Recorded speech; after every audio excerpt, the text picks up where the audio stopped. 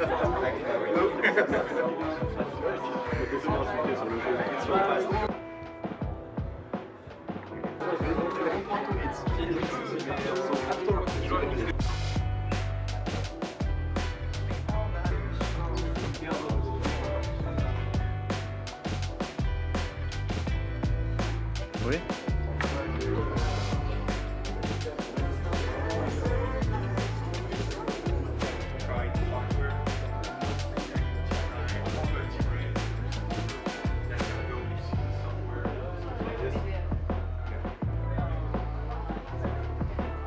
I don't know if there's one, but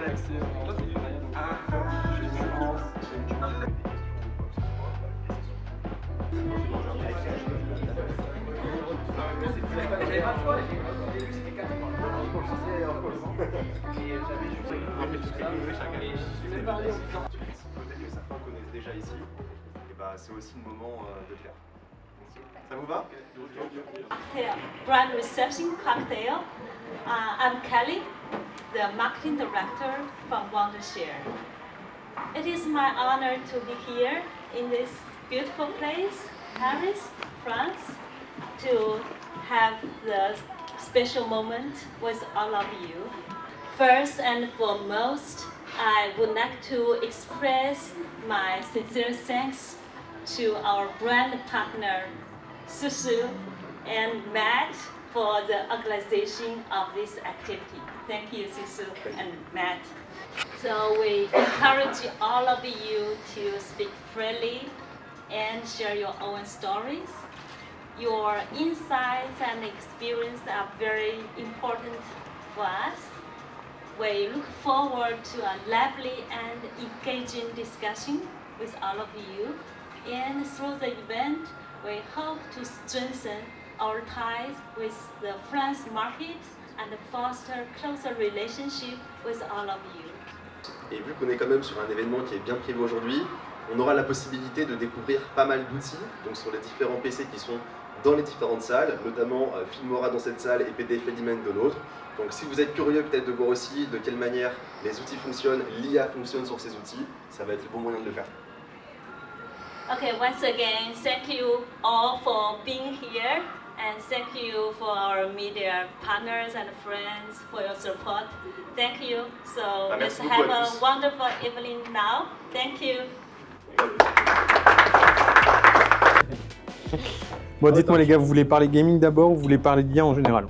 Franchement, je préférais plus qu'on parle de code, de trucs comme ça. Ouais. Non, moi, je suis vraiment là pour animer le débat.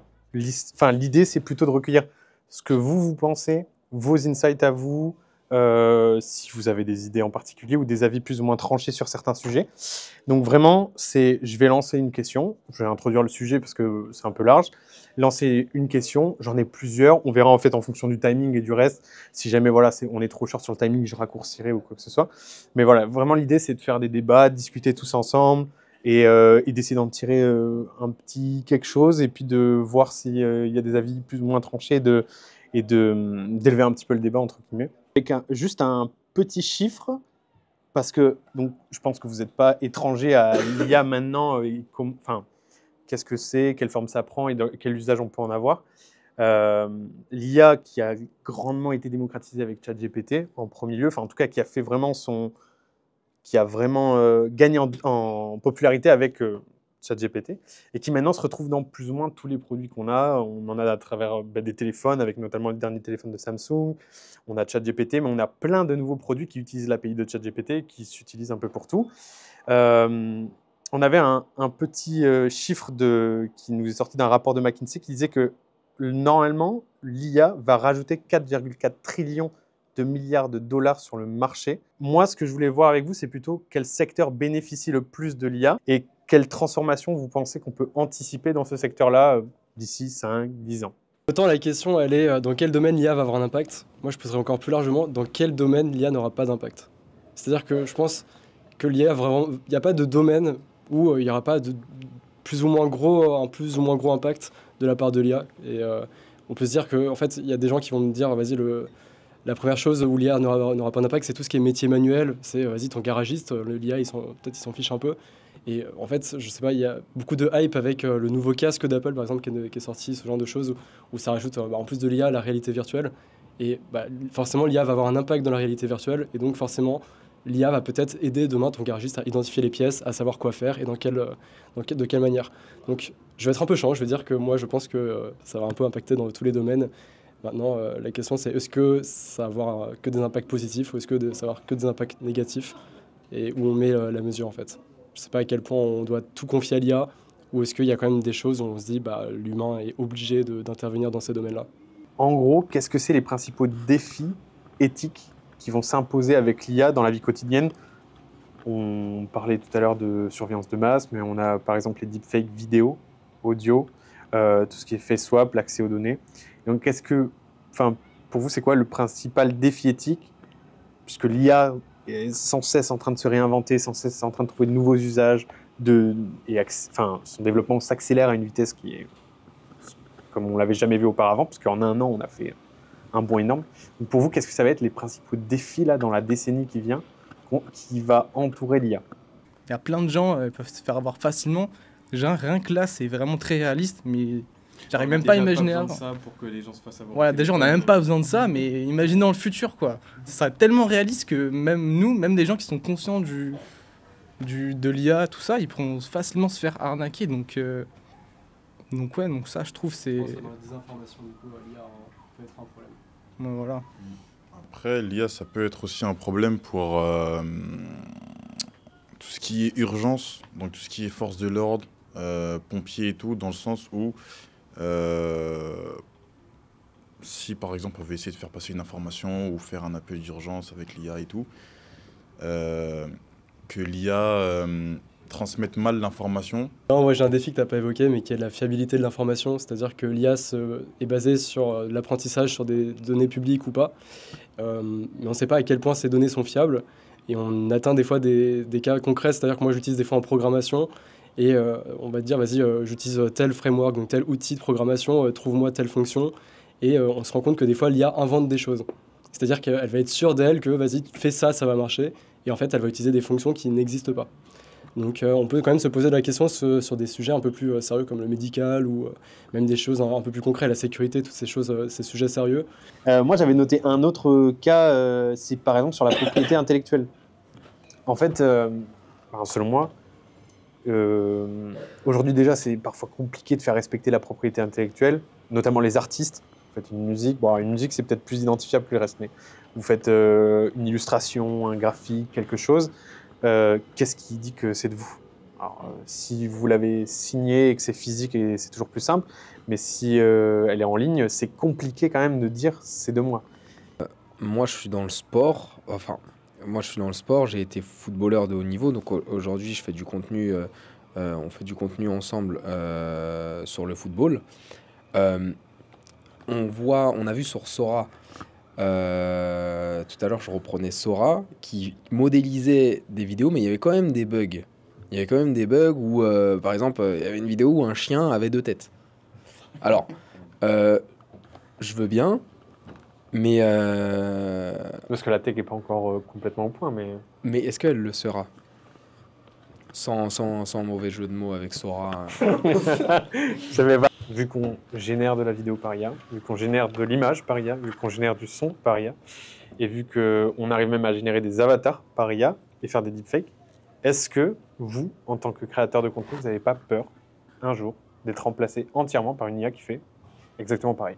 Mais ça existe déjà, je crois. Je rebondis encore.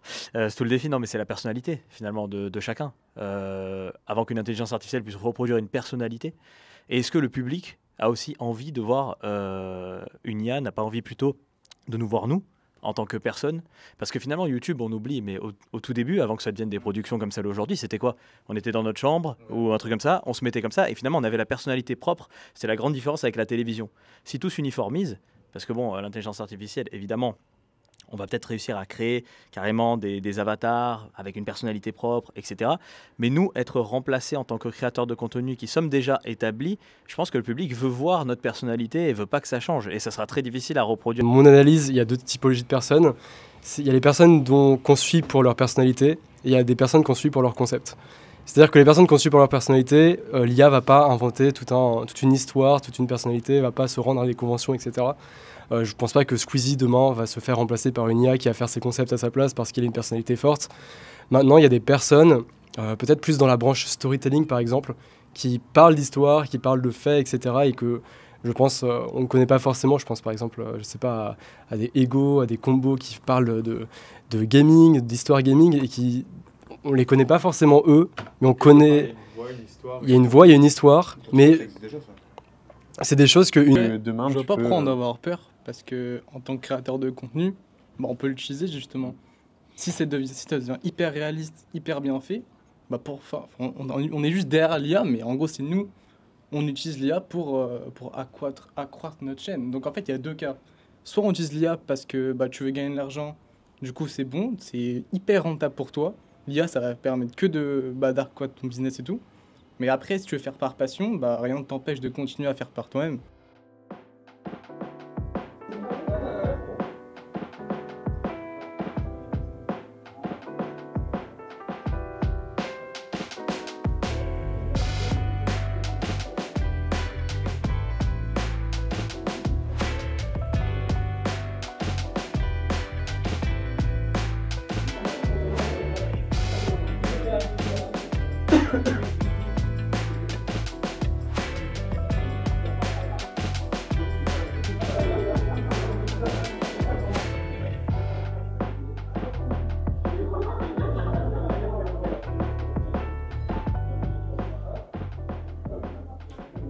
Il a un contrat là. Le cadeau, je fais un contrat en bas. Je fais un contrat genre. En plus, c'est 500 euros.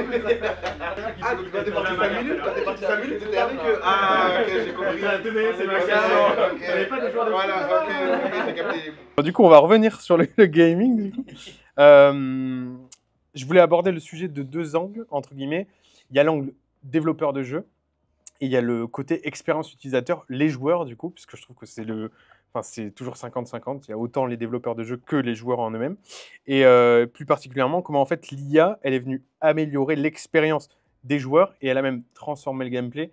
Alors, on connaît déjà tous les IA, les PNJ, les trucs classiques qu'on a vus dans les jeux déjà depuis un moment, mais qui sont souvent des réponses préenregistrées, etc.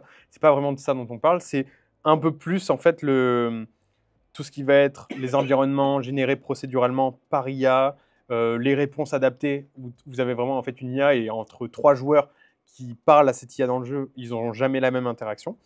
Et donc, moi, la grande question que j'avais pour vous, c'est comment, selon vous, l'IA elle va influencer l'innovation dans le design des jeux? Et si vous avez des exemples qui sont les plus parlants de comment l'IA, elle a littéralement transformé un jeu vidéo ou un jeu vidéo dont on se rappelle par sa fonction d'IA particulièrement. Non, ben, tout de suite, on pense forcément à des jeux, les jeux je veux dire spatiaux, qui vraiment génèrent justement des planètes de façon procédurale. Typiquement, No Man's Sky, c'est un truc qui a un peu... bien, je l'ai dans ma liste. Bah voilà. c'est un jeu qui a un peu lancé le truc, enfin, qu'il a mis en avant. Et en fait, tu ne visiteras jamais la même planète quasiment que quelqu'un d'autre, ou alors de façon très très rare, puisqu'il y a des milliards de planètes qui sont générées, un petit peu comme notre système. Il y a des planètes qu'on connaîtra jamais dans l'univers, parce qu'on dit que c'est infini ou non. Et en fait, ça va générer procéduralement des terrains, par exemple des animaux qui vont se croiser, qui vont créer un animal un peu particulier pour cette planète. Typiquement des environnements. Est-ce qu'il va neiger sur cette planète? Est-ce qu'il fait chaud? Est-ce que ta combinaison, du coup, tu dois l'adapter? Donc ça va influencer sur ton gameplay. Et tu vas même pouvoir rencontrer des espèces de petites aliens, des extraterrestres qui vont avoir des dialogues que tu vas comprendre au fur et à mesure en collectant selon les planètes sur lesquelles tu vas, qui sont générées par IA. Et donc l'emplacement, il est généré par IA, d'où tu peux collecter, apprendre cette langue, quoi. Et au fur et à mesure, tu vas apprendre en détail, tu vas apprendre des lettres. Et au fur et à mesure, tu vas pouvoir compléter les phrases de ces petits aliens et faire avancer l'histoire. Et à la fin, je dis pas, mais tu te retrouves à un moment donné quand même dans un truc qui n'est plus généré. Mais voilà, il y avait Starfield aussi, qui a fait ça dernièrement, avec plus ou moins de réussite, mais avec Bethesda. Il est sorti, hein. Mais non, toi, tu confonds avec Star Citizen. Star Citizen, ouais. Ouais, le truc de J. Développeur d'Overwatch ou de tous les jeux compétitifs qui en fait se servent d'IA pour analyser les données et ensuite balancer la méta. Donc faire des changements dans les joueurs, faire des augmentations, etc. C'est une grosse part de certains jeux, puisque par exemple, on a League of Legends où littéralement la base et le cœur du jeu, c'est faire sans arrêt des changements de méta. Mario Kart aussi, hein. Ouais, avec les, Alors, moi, avec je- les circuits. je regarde pas Mario Kart, mais Avec ok. les quads et tout, je te jure. Non, mais vraiment, hein, ils analysent. Même Fortnite. Les armes. Système. Et tous les PNJ. Enfin, genre, tu m'as dit les PNJ, c'est pas le sujet, mais si. Oui. Parce que l'intelligence artificielle de base, ça Alors- existe depuis 1965 sur Pac-Man. T'avais des PNJ qui te. Non, voilà. mais ils te cherchaient, tu vois, pour te bouffer. Et ça, c'est comme les jeux d'échecs. C'est depuis les jeux d'échecs, en fait. On a établi ça dans les jeux vidéo. Vraiment cacher un petit peu du jeu auquel vous jouez, qui sont mis en place, soit pour vous faire dépenser plus, soit pour vous faire continuer à jouer, ou alors pour modifier votre expérience de jeu. Moi, oui. Call of. Oui, bah oui. Packs sont du pay to win. Quand tu achètes un pack et que tu vas en game, tu arraches tout le monde. Ça encore, c'est même pas de l'IA parce que c'est les devs qui font et qui le mettent. À la limite, sur Call of, j'aurais plutôt dit par exemple le SBMM, tu vois. Continuer, pour vous faire continuer à jouer, pour vous dire, ah ben, t'as enchaîné 2 parties pourries, maintenant, FIFA aussi. maintenant t'as une bonne game où t'as des adversaires plus simples, et donc vous continuez à jouer. Avec la user queue, tout ça. En fait, c'est ce genre de processus. Voilà. Vous avez bien fait de parler par exemple de League of Legends. Où effectivement, on parle d'une loser queue, d'une winner queue. FIFA, il y a un truc comme ça, parce que moi des choses j'ai fait une étude sur FIFA un petit peu, tu vois, genre parce que j'avais failli sortir une vidéo, je l'ai pas fait, parce que EA, bon, je les connais un peu, j'ai pas préféré pas, Tu veux mais pas te faire strike. non, mais parce que je les connais un peu, ils sont chauds sur certains trucs. Mais en fait, en gros, si tu veux, il y a un système qui s'appelle l'ajustement dynamique qu'ils ont créé, et ça, c'est vraiment sur C'est leur un site joli nom internet. pour le SBMM. je Ouais, trouve. ouais, mais c'est l'ajustement dynamique, ils appellent ça comme ça, et en fait, ça te permet, en gros, toi tu comprends pas des fois, mais tu vas avoir une équipe de malades mentales, t'as le mec en face, tu sais qu'il sait pas très bien jouer, mais il va te battre. Il va te mettre 2-0, 3-0, toi tu vas frapper que les poteaux et tout. En fait, ça c'est un sort de rééquilibrage qui a été créé. Certainement, l'intelligence artificielle qui va te mettre en contact avec cette personne. Exact. Pour FIFA, nous on appelle ça le script. Oui, bah voilà, c'est ça. Tu commences à tirer avant le mec. Voilà. Quand même avant. Et quand tu vois la killcam, tu vois que le gars est niveau 50, tu comprends vite fait.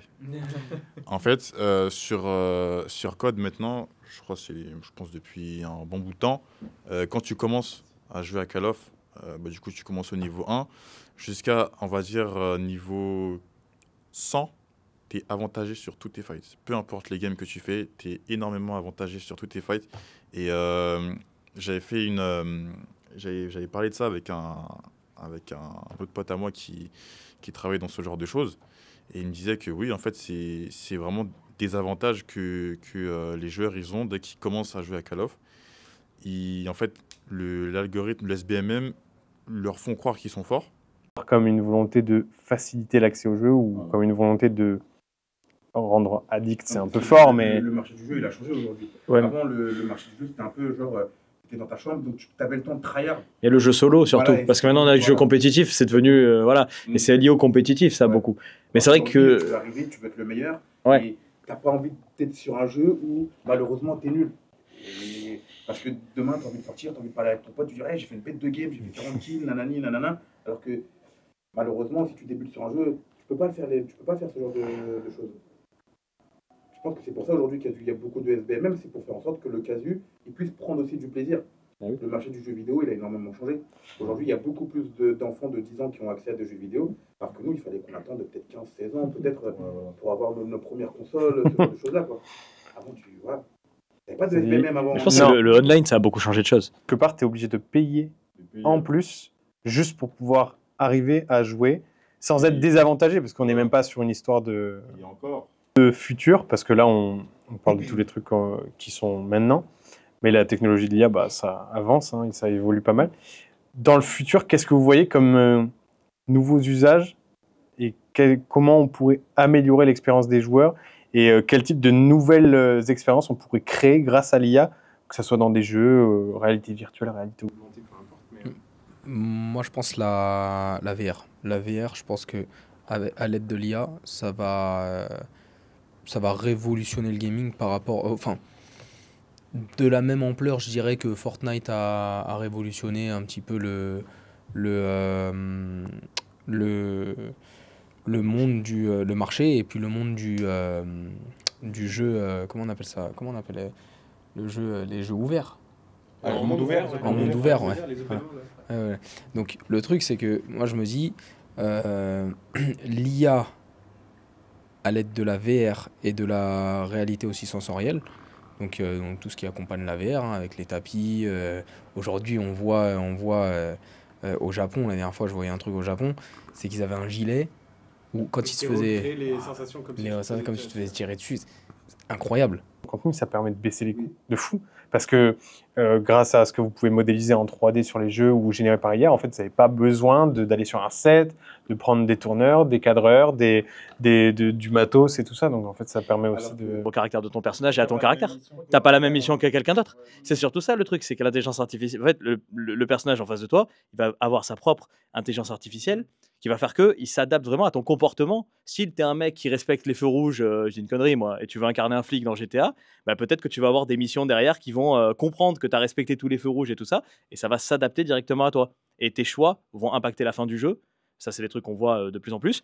Mais là, ça serait de façon assez illimitée. C'est-à-dire que vraiment, on n'aurait pas genre 3 fins dans un jeu ou 4 fins. Là, on aurait un truc qui serait propre à toi, et chacun après pourrait qui n'est pas déjà écrit, et chacun pourrait se raconter sa propre fin. Et du coup, on parle de YouTube et tout ça, mais toi, tu pourrais vraiment te faire ta propre histoire sur YouTube, et les mecs seraient en folie parce qu'ils se diraient, oh, lui, le jeu, il est arrivé à la fin, mais ça s'est pas passé ça s'est pas passé comme pour moi, quoi. Et ouais, c'est ça, exactement.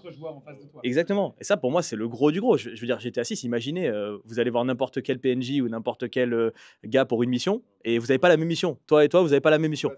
C'est incroyable, tu vois. Et ça s'adapte. Exactement. Et ça s'adapte à la façon à laquelle tu joues. Ouais, mais pas avec autant. C'est généré. Tu vois, tu as des fins alternatives en fonction de ta réponse. Oui. Il y avait quand même déjà des jeux qui s'adaptaient un peu avec. Mais ça marche un peu sous forme de QCM. Oui, c'est-à-dire qu'en fait, tu as 4 réponses possibles. Tu es quand même limité dans tes choix. En fait, il y a des interactions. Si tu fais ça et après tu fais ça, c'est comme un arbre en fait. Si tu fais ça et après tu fais ça, ben, tu vas avoir tel truc. Donc ça multiplie mathématique, tu vois, les ça se croise, et à la fin. Mais c'est quand même préenregistré. Tu vois. Là, je pense que ce qu'il dit concurrent, c'est que bah en fait littéralement c'est évolutif de fou. C'est comme le l'invente quoi. Voilà, tu dis voilà, il me faut 1000 balles, j'ai besoin d'une arme, qu'est-ce que je peux faire dans ton jeu? Et en fait bah, les IA entre elles interagissent, elles font du commerce entre elles, elles font des trucs, elles créent des clans, des machins.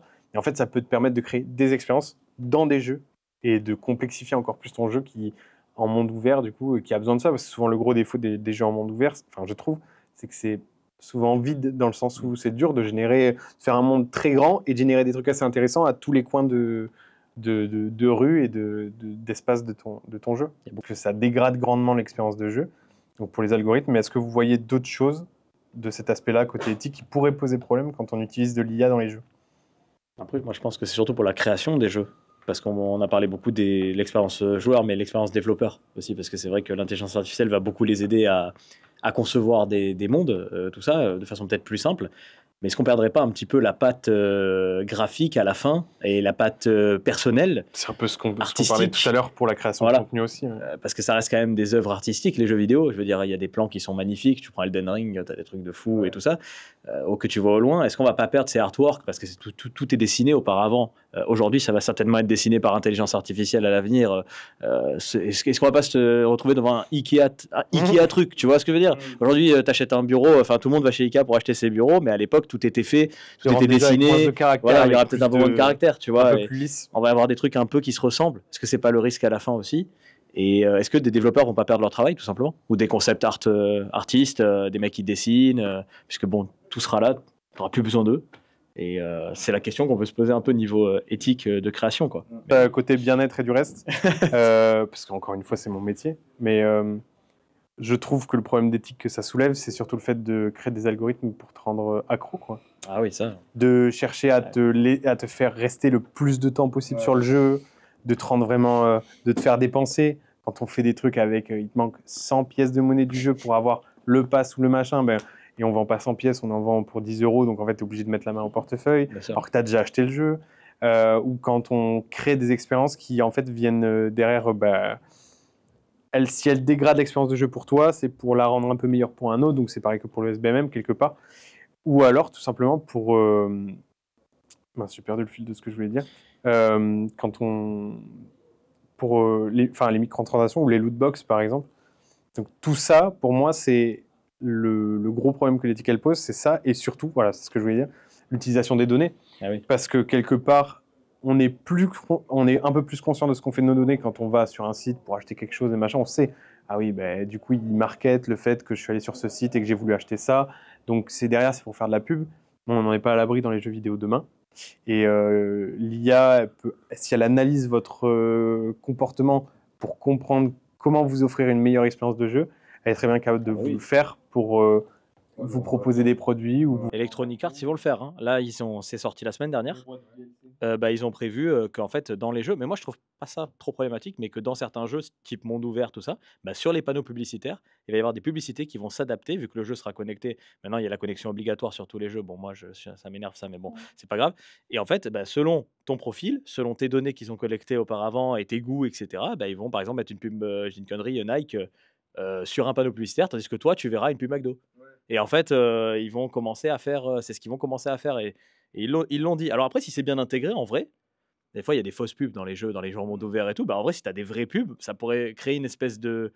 Ça pourrait créer cette interaction, mais c'est un peu vicieux parce que du coup, ils se servent évidemment des données. Dès que tu cliques sur des baskets ou n'importe quoi sur Google, tu te retrouves bizarrement avec le truc que tu as visité en dessous, tu sais, et tu te dis comment ils ont... Ouais, c'est étrange. Donc, après, tous ces problèmes éthiques et tout ça, je pense que ça va rester, en tout cas pour les gros poissons, ça va jamais partir, mais l'IA, ça peut ouvrir une autre porte, parce que peut-être les petits développeurs ils pourront peut-être faire des jeux que des grandes équipes faisaient auparavant.